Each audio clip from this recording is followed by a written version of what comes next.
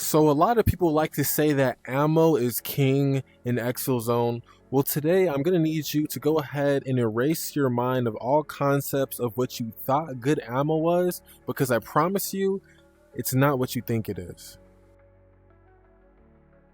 What's up, everyone? It's KK. Now, I'm going to talk about something today that I've been wanting to talk about for a long time now, all right? And it's ammo and what actually is the best ammo type, okay?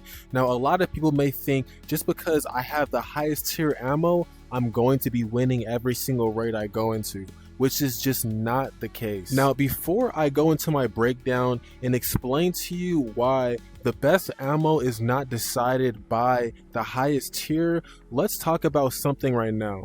So when it comes to Exfil Zone or extraction shooters in general, you should see every single type of item as an option, all right? Yes, there is tiers in the game. Obviously, the higher the tier, the better the benefits of the armor that you're wearing or weapon that you're using, but just because they are higher tiers doesn't mean the tiers below are just completely trashed away. Everything has a use case and it's about how you use it. So don't ever let anyone tell you that there's something in the game that's completely pointless, because there is always a use case for everything. This concept applies with everything in the game, alright? So something like M995, it's going to be very good for penetrating like tier 4 and up armor or below.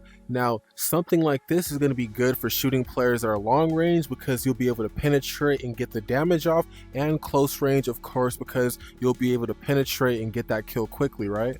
Well, we also have ammo like FMJ. It's a lower tier ammo, and obviously it's not going to pierce anything probably tier 3 and up. Now, just because it's not able to pierce armor tier 3 and up does not mean that this is a bad ammo. You just have to use it in the right situation, okay? You can take out the most kitted players in the game using FMJ. It is not a problem. You just have to understand that with ammo like this, you shouldn't try to hide behind an ACOG scope and sit long range and shoot these players, because of course the bullets are not going to penetrate. But if you actually use a weapon like this with FMJ, it's not going to be a problem to take out someone with this ammo if you're close range, because that's how it's meant to be played. It's all about playing these ammos or gear or weapons, it doesn't matter what it is, in the correct way. So if you're feeling like you're discouraged because you don't have access to the best ammo in the game, it's not about having the best ammo, it's about how you use it, okay? You need to learn how to push close, get close up to players in PvP on a close combat level, because if I come up to somebody and I shoot them, they're still going to die. Even if it's straight in the chest, it doesn't matter. Yes, it's going to take a lot more bullets, but because I am close range, if you can unload a full clip, there is nothing stopping you from getting that kill. So I'm over here at ARC and I'm looking at the 5.56 ammos, right? So if I look at M995, the base damage is 47. If I come over here to MK318, base damage is 52. If I come over here to FMJ, it's 58, and then MK255, it's 73. So as you can see, as I go down in tiers from ammo, the ammo actually has a higher base damage. It just has a lower penetration. So like I said, you have to think of these type of ammos like almost as like you're using a shotgun, right? You want to stay up close and kill these players. Now obviously you can shoot long range at a player that's lowly kitted, but your real goal is to get up close, spray as much bullets as you can into the player, all right? Because it does have a lower penetration power, it's not going to be as good, but hey, if you're shooting those legs, you're gonna get them, I promise you.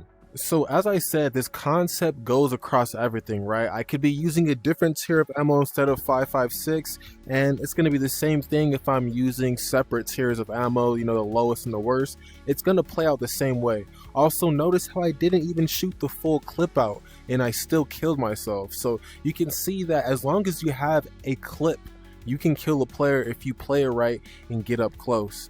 Now, as I said, this concept applies to everything. Trade-offs are always going to be there in the game, no matter, you know, what you're using. Something like an Alton, a max tier helmet, You have a visor and a face shield, it's nice, but it blocks your vision. You can't see much. But if you go to the market and you get like the tier 2 or tier 3 helmet and you put the face shield on there, it's a lot more clear. It's just clear, you know? It may not give you the best protection, but you actually get your vision back, you know? So there's trade-offs depending on what you're using, all right? Don't think just because someone's using max tier armor or max tier gear that's going to be, you know, the best end all and be all right?